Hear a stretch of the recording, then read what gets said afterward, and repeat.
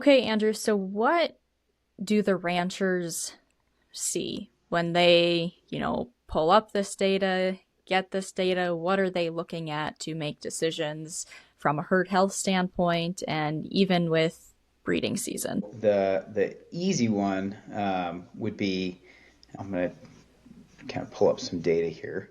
Typically on the app, all they see is um, an alert list. They'll see how many animals they have, how many devices they have. It's got a little map of their operation. Similar to a lot of apps you would see for general ranch management. And if they have any alerts, there will be a red bar for health alerts and a yellow bar for estrus alerts. So that's kind of the first home screen. If they then click into those animals, like here's some data of if they click into that animal, they can see the actual data itself coming through their system. This is one I pulled this morning. This is a heifer up in Montana, but you see she's got some downward trends as their weather has changed over right after Christmas. We do see her kind of come back into a normal pattern. So this is her pattern changes, and then you also see her down here under this total operation.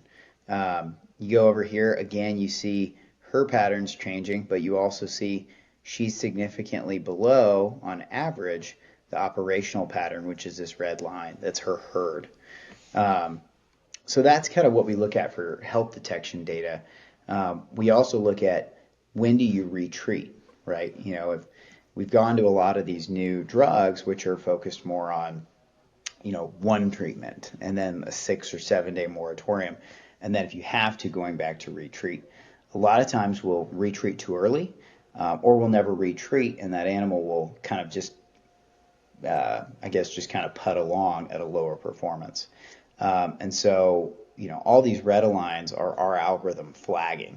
The only one the producer would have seen was over here, the very first one.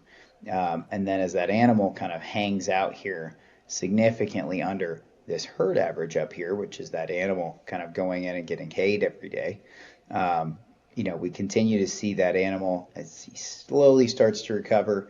We've got a late flag here just to look at, but this is, 4 days rather than 6 days. By day 6, he's back in line with the group. He's maybe a little bit under the group, but he's following the group pattern, right?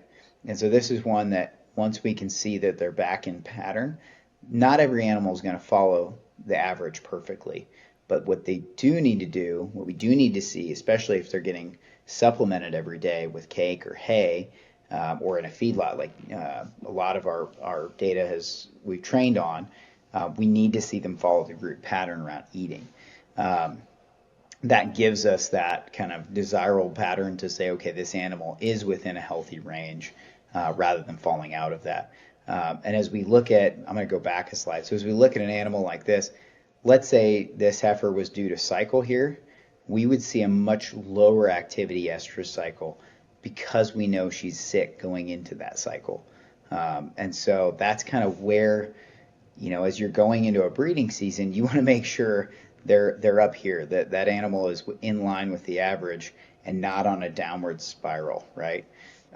Same with, I've AI'd a lot of cows. Our family has utilized AI as a tool for years, and it was hammered into us a little bit by the University of Nebraska, and then just personal experience that we had to have healthy animals, and we had to have animals on a rising plane of nutrition. As you see those animals not following the herd or not following the feeding patterns around supplementing or haying, it makes a big difference in how they're going to breed up in their performance. And we're doing a lot of that breeding trial data right now. As we look at estrus is really exciting. So this is another one that these are in a heifer development center, but we see that they kind of have these big spikes, and those big spikes are really kind of focused around their estrus pattern. So, normal activity, normal activity. In fact, this one's really healthy. She's right in line all the way through. It's like laying a board on her activity pattern.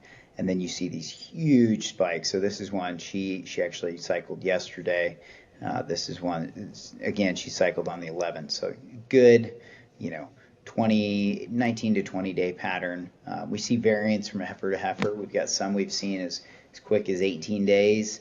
some that are 23, 24 days, so well within the normal patterns of animals out on grass or in a yard like this. And so that's pretty neat to see, and we can see that accuracy over time.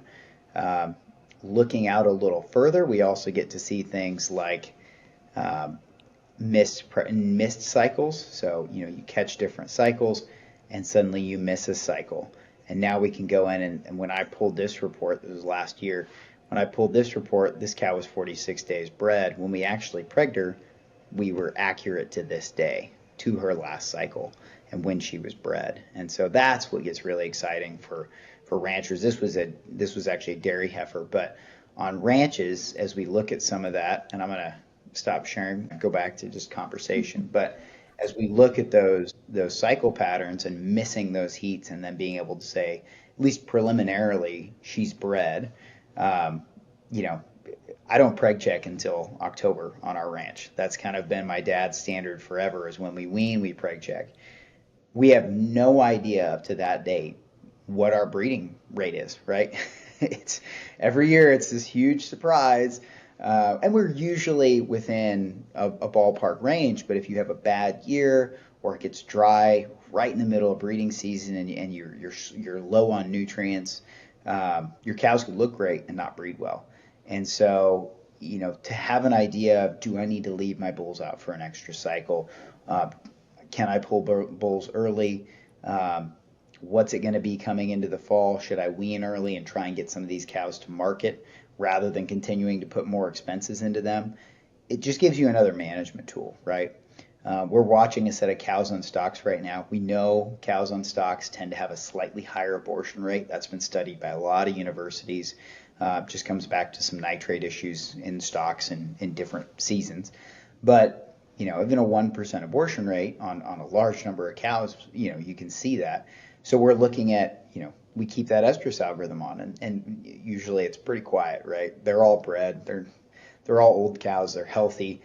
But what we're looking for is, if one of them cycles, can we see that abortion so we can get that cow out of the herd rather than running her back all the way through the winter calving season and getting to March and saying, why hasn't she had a calf? And you arm her and she's open, and you've just put 3 or 4 more months of feed into her when you could have called her back in December if you knew she had aborted, right? So again, we're not telling people how to run their cows.